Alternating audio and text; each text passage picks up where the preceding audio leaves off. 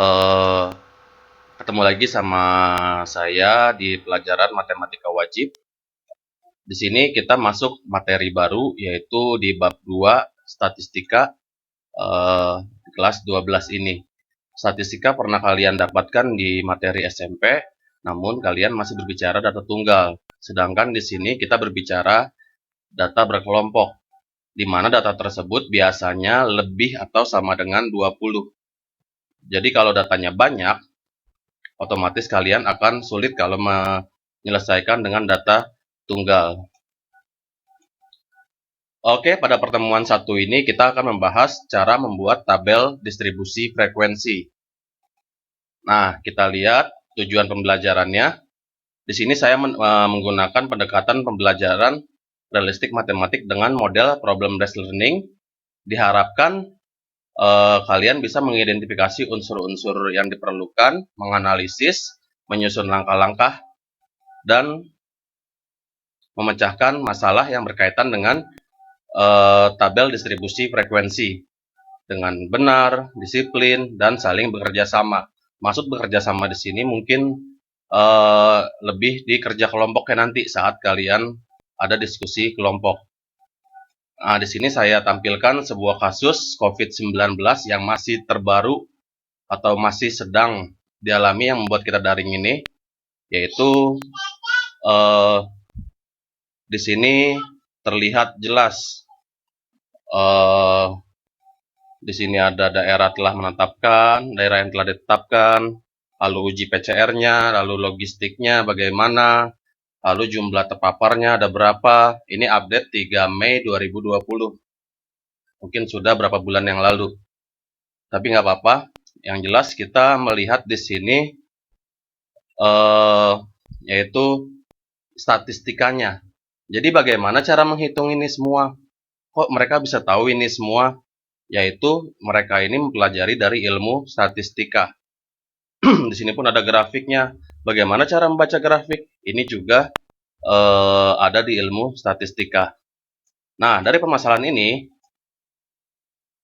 pernahkah Anda terpikirkan bagaimana cara mengelompokkan data sekian banyak orang terjangkit COVID-19 di Indonesia?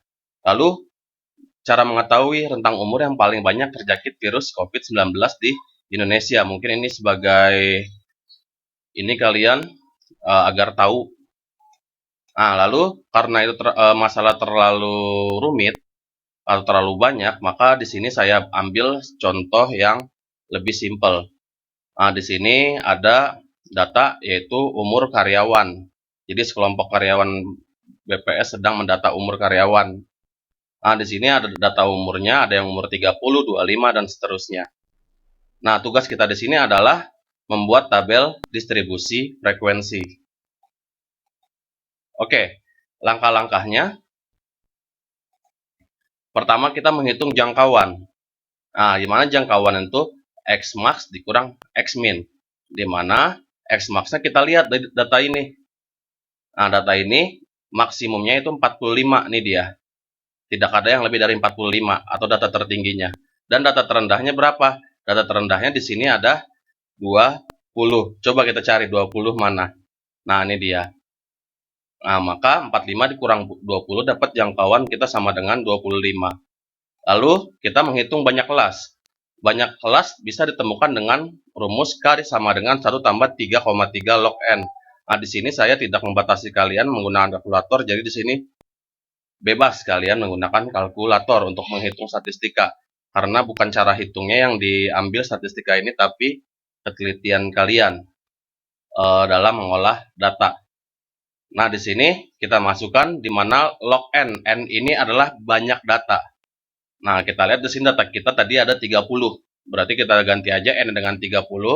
Dapatlah 5,87. Maka kita bulatkan sama dengan 6. Lalu, panjang kelas. Di mana C sama dengan J per K. Jadi tinggal kita masukkan saja J-nya 25, K-nya 6. Sehingga C-nya 4,17. Saya bulatkan menjadi 5. Kenapa 5? Enggak 4. Karena saat di panjang kelas, pembulatan selalu ke atas. Kenapa? Karena kalau misalnya kita bulatkan ke bawah, nanti otomatis ada nilai yang tidak terbawa. Jadi kita ambil pembulatan ke atas supaya seluruh nilai terbawa. Nah, kita sudah dapat jangkauannya 25, banyak kelasnya 6, panjang kelasnya 5. Lalu kita susun dalam tabel distribusi frekuensi. Nah, ini dia. Nah, di sini sudah saya buatkan kelasnya di mana terendah, kita mulai dari terendah 20, di mana panjangnya 5, berarti 20, 21, 22, 23, 24. Jadi 20-nya dihitung. Jadi bukan 20 sampai 25, tapi 20 sampai 24. Itu karena 20 dihitung dan seterusnya. 25 sampai 29, 30 sampai 34. Ah, di sini turusnya 1. Kenapa saya bilang 1? Kita lihat nilai 20 sampai 24 itu hanya ada satu data dari semua data ini. Lalu 25 sampai 29, kalau kalian mengerjakan tuh bisa dicoret, coret. Oh, maaf. Dicoret, coret, sehingga nanti ada sisa datanya. Nah, lalu dibuat frekuensinya banyak turusnya ada 1, ini banyak turusnya 12, banyak turusnya 9, 3, 4, dan 1. Dimana kalau saya totalkan ini semuanya 30, jadi pas. Kalau kalian berlebih atau kurang, otomatis ada yang salah. Nah, pertanyaannya, bagaimana membuat tabel distribusi frekuensi untuk data kelas? Maksud data kelas di sini, nanti saya kumpulkan kalian dalam beberapa kelompok, di mana kalian harus mendata sesuatu yang ada di kelas kalian. Misalnya, di sini tinggi, berat badan, nomor sepatu, satu lagi lingkar perut di sini. Oke. Nah, ini agar dapat menjawab pertanyaan tersebut, silakan berdiskusi dalam kelompok serta mengerjakan LKPD yang ada di Google Classroom. Jadi di LKPD ini sudah terarah.